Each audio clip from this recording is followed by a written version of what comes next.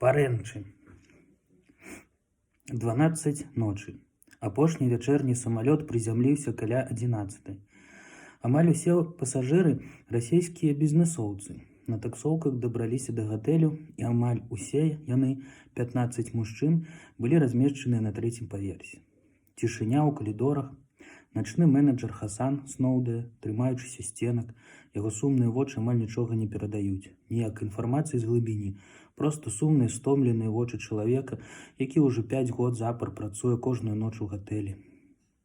На 3-м паверсе заселены пажыццёвы прэзідэнт гатэлю і групы кампаній міжнароднай сеткі гатэляў «Ніндзя».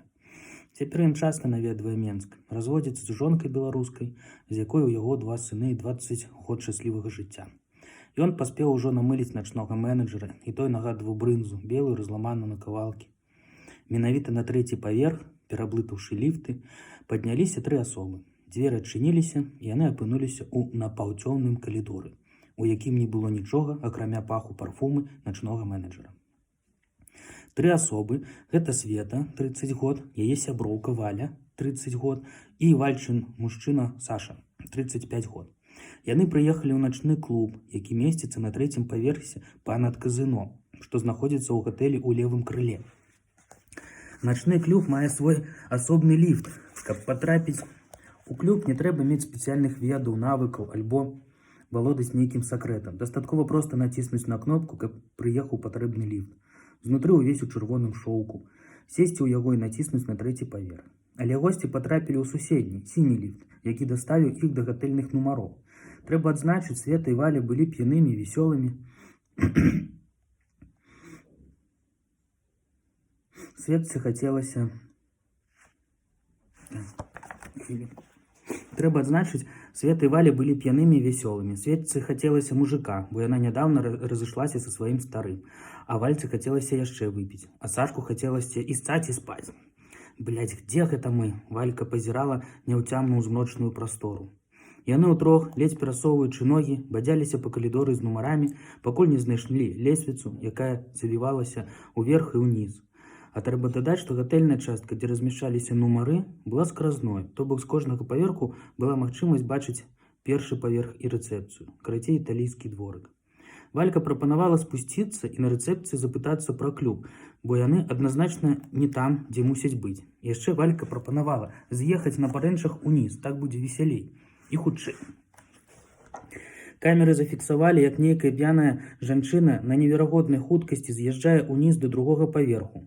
Потым наступныя камеры фіксуюць, як тая ж баба, узрадаваная ўдаламу спуску, ізноў ускараскалася на парэнчы, каб ехаць на першы паверх. Света задзірае да грудзей спадніцу, закідвае нагу на парэнчы і, перавесіўшыся праз іх, п'яным целам зваліваецца ў скразную адтуліну, што вядзе да нулявога паверху, дзе месціцца персанал гатэлю.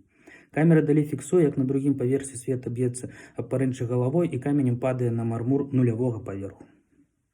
Мужчына, які спазніўся на цягнік, толькі зайшоў у гатэль і накіраваўся да рэцэпцыі.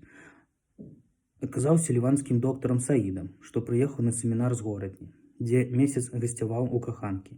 Усе збегліся на лямат начной пакаёўкі, якая ішла за горкімі чакалядкамі, каб раскласці ў пустых нумарах на ложкі. Кроў была паўсюль. Яна распляскалася па сценах да столі, чырвоны колер патрапіў на лямпачкі, дзверы і шыльды «Став онлі». Света наскрозь прабіла чэрап, зламала ключыцу, нагу і сківіцу, паламала пальцы на руках, якія на вачах апухлі. Ліванскі доктар паспеў дастаць яе язык, прыліплы да нёба. Дзяўчына кашляла крывёю, з вушэй, носа і вачэй цякла кроў. П'яныя сябрукі Валя з Сашам, апынуўшыся на першым паверсе, спачатку знайшлі перапужанага ахоўніка ў фае, які не мог пакінуць сваё працоўнае месца, і, трымаючы друготкую рукою рацыю, перамаўляўся з ахоўнікам на другім паверсе. Пытаўся ў яго, ці бачыў той, што, ловячы вухам навіны ад ахоўніка, які ўжо бег на нулявы паверх. Узрадаваныя Валька з Сашам удакладнілі, дзе той ліфт, што вядзе да клуба на 3-м паверсе, а потым выправіліся шукаць Святлану, якая іх так рассмяшыла, перакульнуўшыся праз парэнчы. Але тую ўжо везлі да машыны хуткай дапамогі, таму ім больш нічога не засталося, як ісці гуляць далей. Света апынулася ў рэанімацыі, стабільна цяжка становішча. Да яе за ўвесь час ніхто не прыязджаў, акрамя галоўнага менеджера гатэлю Міхаліны, якая, адчуўшы спагаду да гэтай самотнай жанчыны, не ведаючы, што рабіць, вазіла ёй мандарыны, але тыя даходзілі толькі да медсясцёр. Бо няшчаснай ахвяры доўга не давядзецца есці ўласным ротам. Праз некалькі дзён аналізы выявілі ў дзяўчыны СНІД. Доктар Саід, які раптоўна па-галівудску выратоўваў Святлану голымі рукамі, засоўваючы пальцы ў горла, трымаючы язык і адначасова сціскаючы ёй галаву, цяпер ён мусіць чакаць 6 месяцаў. 6 доўгіх месяцаў, калі па ягоных аналізах магчыма будзе ўпэўнена сказаць, захварэў ён на СНІД ці не.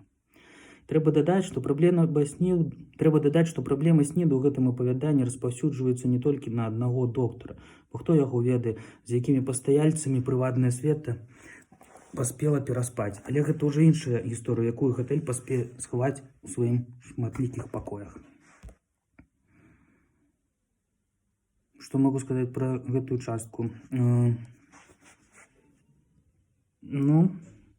Такія падзеі мелі месца быць, сапраўды, у адным з гатэляў мінскіх.